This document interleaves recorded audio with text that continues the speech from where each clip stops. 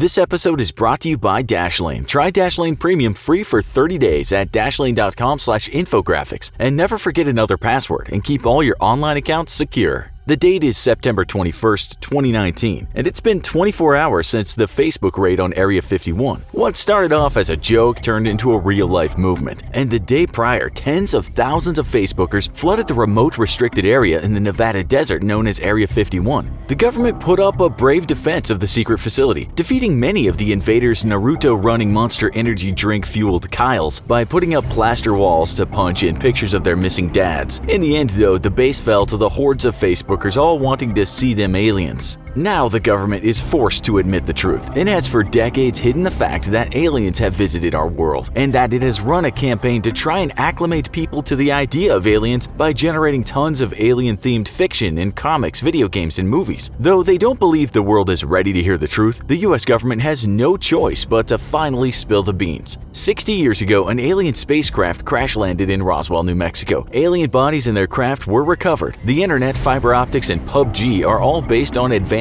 alien tech. Aliens have been probing the anuses of unsuspecting hillbillies for years, expanding the limits of their rectal scientific knowledge. It's all true. What if the government admitted tomorrow that aliens were real? The public would no doubt have an initial sense of awe and wonder, followed by a slew of questions. Who are these aliens? Where do they come from? Why do they probe our behinds? More scientific-leaning people would have separate and very serious questions, though, and the answers to these questions would frame the public response to the alien announcement. Are we in formal contact with these aliens? How do they view humanity and our plundering of their technology? Is there the threat of retaliation? An announcement that aliens were real would force billions of people to come to grips with the fact that we're not the only intelligent life in the universe. Immediately, our standing in the universe's hierarchy would get dropped to second place, and the gap between first place and us would be staggering. We would, after all, finally have confirmation that life much more intelligent and advanced than us has been visiting the planet, and if they have the ability to cross the vast distances between the stars, then they have the power to completely annihilate us on a whim or to uplift us technologically and socially. Life would suddenly seem a lot more precarious than it did yesterday, and perhaps we would be encouraged to start thinking less about our differences here on Earth and more about our similarities. After all, what difference does it make anymore if someone is black or white, Muslim or Christian, when suddenly we're part of a universe with a completely different intelligent species? If we couldn't pull together by a sense of common identity, well, maybe we could do it by making our racism be truly racist, hating another intelligent race altogether, rather than ourselves. But while people are soul-searching to figure out what the presence of another intelligent species means to them, other groups of people would have entirely different and much more pressing questions. Questions such as, what are these aliens' objectives, and what is their attitude toward us? We would do well to remember the way that contact between technologically backwards residents of North and South America and the Europeans went hundreds of years ago. It's likely that entire groups of people would see the aliens as a threat, no matter what their stated intentions were. We could expect to see armed militias grow in size and firearm sales skyrocket, which might actually only serve to worsen the social situation here on Earth. Political partisanship would likely only deepen, as it has always historically done during times of great fear.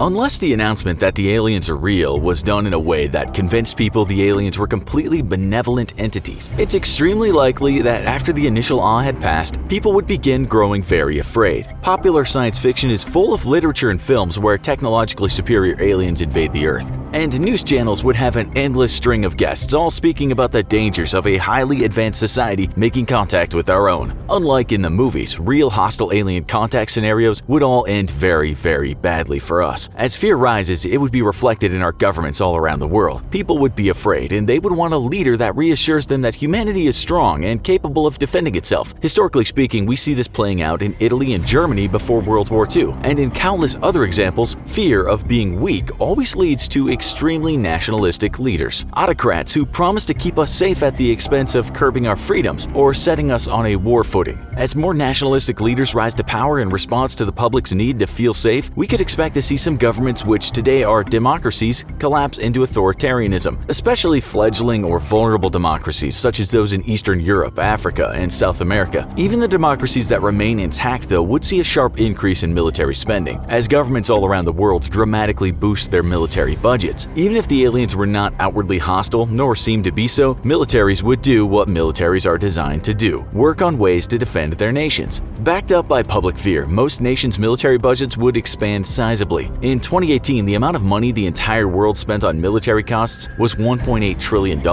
Seeing an increase of 15% or even more would not be out of the question. Between 1938 and just before the U.S. was forced into World War II in December of 1941, America went from spending $17 billion adjusted for inflation to almost $338 billion on the military. That's an increase of a whopping 1,888% from the fear of war alone. Try and imagine then how people would respond to a threat from outer space that could wipe out all human civilization. All that money, though, wouldn't go into buying new equipment or training new troops, because military leaders around the world would need to find ways to properly defend the Earth in case it's threatened by advanced aliens. New priorities for warfighting would be laid out, and one critical need would rise above all the rest: the necessity to secure space around the Earth against aliens. Without this one critical capability, Earth would be doomed no matter how many tanks it produced. While today space is the new high ground in war, much in the way that the skies was the literal high ground during World War II, a need to control and defend space around the Earth would be far more critical for our safety than having air superiority during World War II ever was. That's because aliens could simply park in orbit and periodically bombard our planet with impunity, wiping out all our military forces before ever stepping foot on the planet. They could even wipe out all humanity from orbit and then simply wait for the dust to settle before colonizing our world if they were so inclined. This might sound far-fetched, and truthfully there is little need for aliens to invade us, as the universe is literally bursting with free real estate, but having the ability to simply threaten our extinction from orbit would give aliens incredible leverage, and it would be critical for us to be able to secure Earth's neighborhood against another species. This would mean that much of the new money being poured into national defense budgets would go into space programs. Nations with active commercial space industries such as the US and some European countries would flourish, while others with only national space programs such as China and Russia would be hard-pressed to catch up economically. Either way though, a need to put some military capability into orbit would quickly spur the development of space industries even in nations that lack them today. In our day-to-day world, many criticize our government's funding of NASA, with people believing that the money would be better spent on down-to-earth problems and seeing NASA as a purely intellectual pursuit. This sentiment could not possibly be more wrong though. For every dollar spent on NASA funding, the US Treasury gets a direct return of an estimated $7 to $14. That's because the billions spent designing, building, and launching space missions are largely spent domestically, fueling American industry and providing tens of thousands of people with jobs. This is why President Obama provided financial incentives to American commercial space companies and ordered NASA to work more closely with commercial partners, ensuring that not only the US would remain the world leader in space industries, but that the government spending on NASA would be returned back to our own economy. Then, of course, there was the propagation of advanced technologies, all developed by government scientists, which makes its way to the American market thanks to the fact that the US government, by its own laws, is not allowed to patent any new technology. Everything from MRI machines to advanced fire-retardant construction materials all have their roots with NASA. We've covered individual and government response to the announcement of real-life aliens, but what about religion?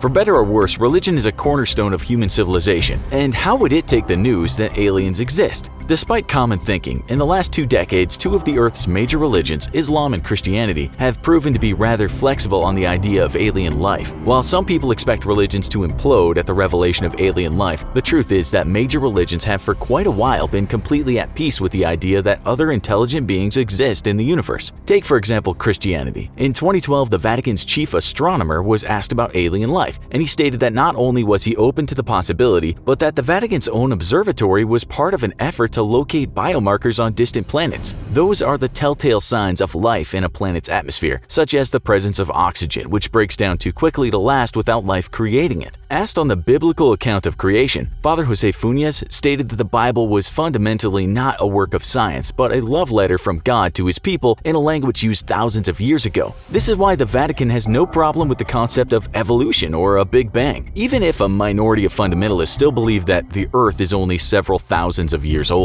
These individuals may have a hard time dealing with the discovery of aliens, but overall, Christianity would be rather unfazed and business would continue on as usual. What about Islam then, the world's second major religion? Well, where the Bible does not speak on the possibility of alien life, it turns out that the Quran was way ahead of the curve on this topic. Not only was the Quran promoting the idea that the Earth was only one planet out of many and not unique, in contrast with the prevalent geocentric view of the universe in Western culture, but the Quran specifically spoke of Allah Allah, the same God from Christian and Jewish faith, filling the other worlds with life. In fact, in one section of the Quran, it speaks of the living creatures that Allah filled the heavens and earth with, referring to them as dabba, a term which only applies to animals which move along the surface of the earth and does not apply to any spiritual form of life, such as ghosts or angels. Not only does the Quran directly speak to the fact that terrestrial alien life exists above us in the heavens, but that one day Allah will gather them together to the same heaven that earthly life will one day ascend to. Today, the Christian faith debates whether aliens will need evangelizing or not, fully accepting the possibility of their existence, while Islam boldly declares that aliens already exist and have their own means of evangelization within their own relationship with God. Clearly, the popular misconception that religion would implode upon the discovery of aliens is exactly that, a myth. And it turns out that of all the institutions of human society, religion may be the most unfazed by the discovery of alien life. Certainly, though, fear of what that advanced life may do to us would affect all of our social systems and even threaten our liberal democracies, as a scared population seeks the same comfort and safety in authoritarian leaders that it always has historically sought. But perhaps having a common threat might once and for all unite humanity together, especially because the challenge of defending our tiny blue planet from a far more technologically advanced species would simply be far too great for one nation.